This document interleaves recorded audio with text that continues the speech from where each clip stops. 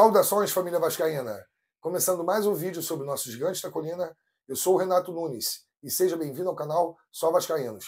Trazendo um resumo de notícias dessa segunda-feira, falar sobre a arbitragem de ontem, que foi o assunto mais comentado no dia de hoje, vergonhosa ali, prejudicando o Vasco. Falar também sobre a declaração que o Emiliano Dias fez no seu Instagram, fez um post ali de revolta, e também falar sobre as coincidências com o ano 2015, que muitos não falaram ainda, não estão percebendo, que estão tentando fazer contra o Vasco.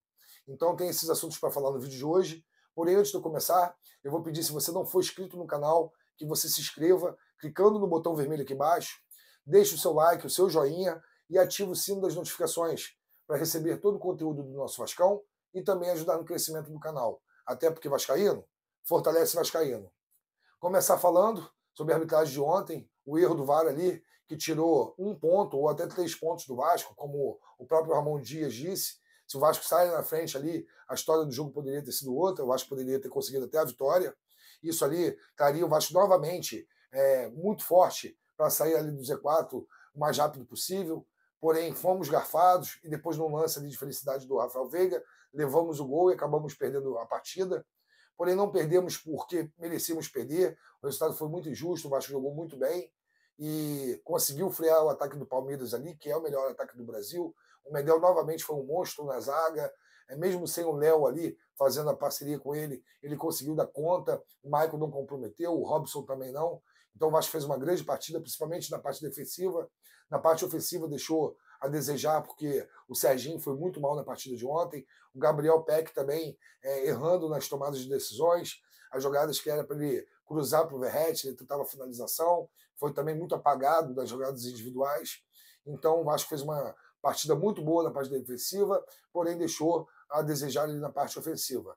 Mas em relação a esse não foi o problema. O problema maior é perder um jogo ali com um erro tão claro de arbitragem. Foi considerado por muitos analistas aí de arbitragem o maior erro do VAR desde que o VAR funciona no Brasil. Então foi o assunto mais comentado em todos os programas que você assistia, de qualquer emissora. Se você ia para o Sport TV, falava disso, no ESPN, todos os programas ali falando sobre esse erro que prejudicou muito o Vasco. E esses erros não são novidade para o Vasco. Muita gente não está comentando sobre isso, ou não está lembrando, esqueceu. Mas no ano de 2015 está muito parecendo com esse ano. O Vasco fez um primeiro turno muito ruim em 2015, terminou o campeonato com 12 pontos ali o turno, e na janela do meio do ano trouxe reforços, e um deles, o principal, foi o Nenê. Também trouxe o Andrezinho, mas o Nenê foi um grande reforço ali. E ele jogou tanto no segundo turno que ele foi até eleito o craque do campeonato, mesmo com o Vasco sendo rebaixado. O Nenê foi eleito o craque da galera, porque ele jogou muita bola ali no retorno e quase conseguiu salvar o Vasco do rebaixamento. O Vasco foi até a última rodada ali com chances de se salvar contra o Curitiba. Porém, o Vasco foi muito prejudicado naquele campeonato. Diversos jogos contra o Avaí, contra o Ceará, principalmente contra os adversários direto ali pelo rebaixamento. O Vasco foi prejudicado em todos os jogos. E está acontecendo isso novamente esse ano. Meu medo não é nem mais pelo futebol do Vasco, mas sim por todo esse esquema que estão fazendo para prejudicar. Sempre o Daronco apitando o jogo do Vasco, o Hilton Pereira Sampaio apitando o jogo do Vasco. São dois hábitos ali que já não é de hoje, não é o primeiro ano que acontece isso, já vem de anos que sempre que eles apitam o jogo do Vasco, o Vasco é prejudicado. Então o Vasco tem que entrar ali com mais força jurídica, ter alguém de mais peito ali da direção para apeitar ali a CBF, que seja até na FIFA, se for o caso, entrar com um recurso pedindo para que exigindo para que esses dois juízes ali, o Hilton Pereira Sampaio e o Daronco, não apitem mais jogo do Vasco. O Daronco, que no jogo contra o Bragantino, um pênalti claro ali em cima do Verratti, levou 4 minutos no monitor para dar o pênalti, para depois poder dar 8 minutos de acréscimo. E nesses minutos de acréscimo, o Vasco tomou o gol de empate do Bragantino, poderia ter saído com mais uma vitória. Se aquele primeiro tempo ali vira 1-0, a história poderia ter sido diferente. Ontem a mesma coisa ali com o Hilton Pereira Sampaio, só que foi o contrário. Ele, o VAR, que não poderia ter intervido ali no lance, até porque o bandeirinha não marcou impedimento, o juiz não marcou impedimento e o VAR marcou a linha.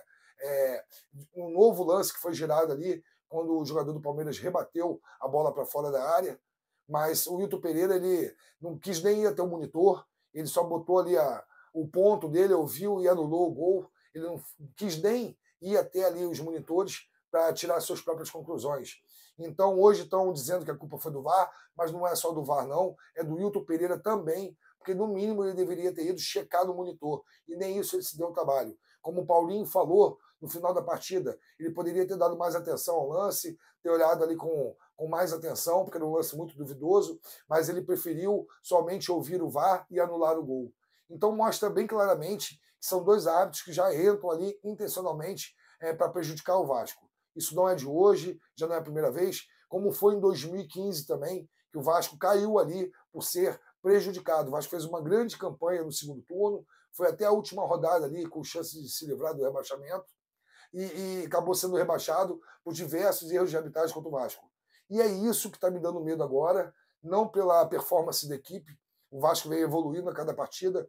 O Vasco fez 4 últimos jogos aí contra 4 postulantes a Libertadores. O Grêmio, que está ali no G6, o Vasco ganhou. Contra o Bragantino, o Vasco empatou. Contra o Atlético Mineiro, o Vasco ganhou. E ontem ali contra o Palmeiras, poderia no mínimo ter saído com empate, mas foi ali garfado com esse gol anulado e acabou sofrendo a derrota. Ou seja, um ponto que lá no final pode acabar fazendo falta. Então a gente tem que abrir o olho agora com essa questão de arbitragem. O Vasco tem que ter mais pulso, tem que ter alguém mais firme ali do setor jurídico, da presidência, da diretoria, alguém que vá questionar isso a público, que vá até a CBF, porque está vergonhoso. Até torcedores de outras equipes têm percebido isso, que o Vasco está sendo perseguido. E perseguido não só pela arbitragem, mas também pelos órgãos públicos aí que estão querendo tirar São Januário do Vasco, não permitindo o Vasco jogar na sua casa com sua torcida. Então estão fazendo de tudo para rebaixar o Vasco. E eu digo até o porquê. Esse ano quase não está se ouvindo falar da Série B, correto? Porque não tem nenhum grande na Série B. E o grande que mais dá ênfase ali, que mais dá audiência à Série B, foram os anos que o Vasco participou, porque era o maior, era o gigante ali na Série B.